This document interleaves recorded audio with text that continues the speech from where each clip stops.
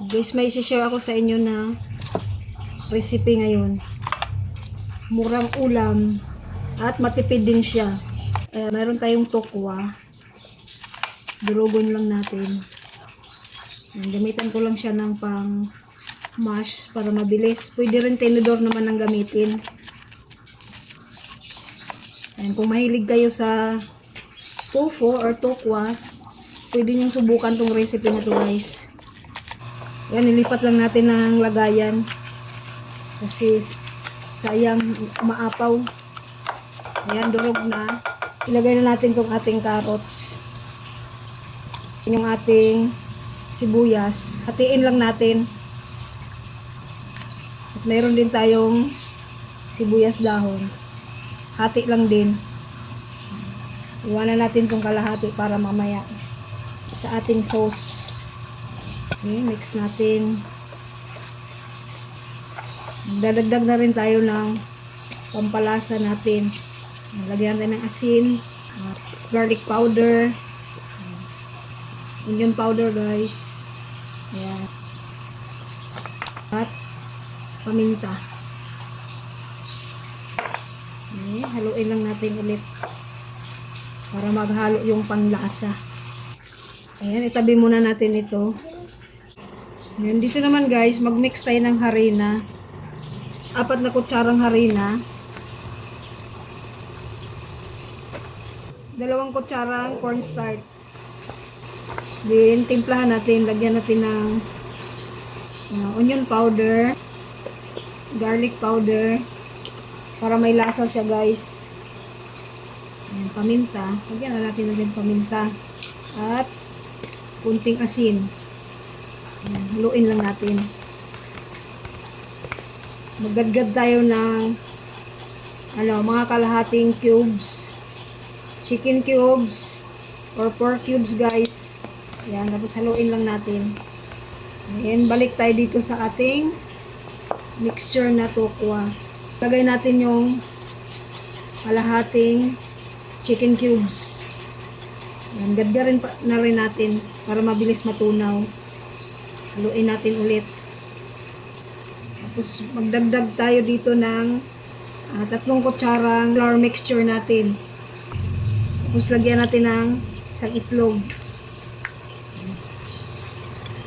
Haluin lang natin ulit. Haluin natin mabuti hanggang sa mag-combine itong ating mixture. Ayan, well combine na. Tabi muna natin. Ito naman sa isa pang bowl. Lagay lang tayo ng 2 itlog. Tapos, 2 kutsara lang ng flour mixture na ginawa natin. Tapos, haluin lang. Ayan, malasa na yan, guys. Pwede rin kayong maglagay ng breading mix kung gusto nyo. Kung may breading mix kayo, pwede rin nyo nang gamitin. Dagan lang natin ng konting tubig. Painit tayo ng kawali. Lagyan lang natin ng oil.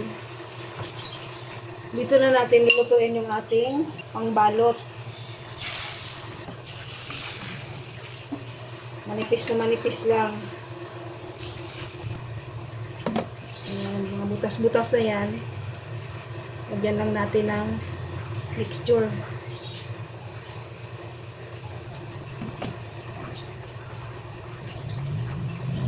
Sa mahinang apoy lang siya, guys, lutuin. Tingnan natin kung pwede na siyang baliktarin. Dahan-dahan lang kay mapunit, guys. Yan, baliktad na natin. Ayan, okay na ito. Tanggalin na natin para maluto natin lahat. Ayan na, guys. Ayan, guys, luto na yung ating pangbalot. Ayan, umpisa na nating balutin yung ating mixture ng tokwa. Ayan, spread lang natin. Then, i-roll lang natin. Handahan lang. Ayan. Pwedeng ikat nyo yung dulo kung walang laman. Akin hindi ko na ikakat. Yan, hiwain na natin. Ikot lang natin dito guys. Sa mixture natin ng flour. Coat lang natin maayos. Init na tayong mantika. Ayan. Testing natin eh. Ayan. Mainit na yung mantika natin. Prito na natin yan. Tarin na natin. Balik tarin na lang natin kasi kunti lang yung mantika natin. Para magpantay lang yung pagka-prito.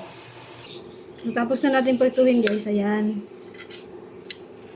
Arrange lang natin dyan.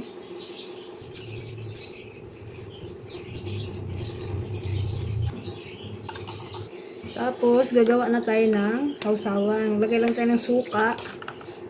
Yan yung ating sibuyas. Yan. So, lagay tayo ng pipino guys. Paminta. At asukal. Haluin lang natin. Ayan guys, tikman na natin. Sausaw natin dito sa ano.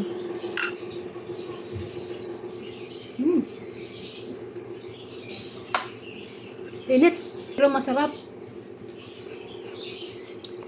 Napakasarap. Oh, ayan na guys. Ready to eat na yung ating tofu egg roll. Oh, napakasarap guys. Natikman ko na.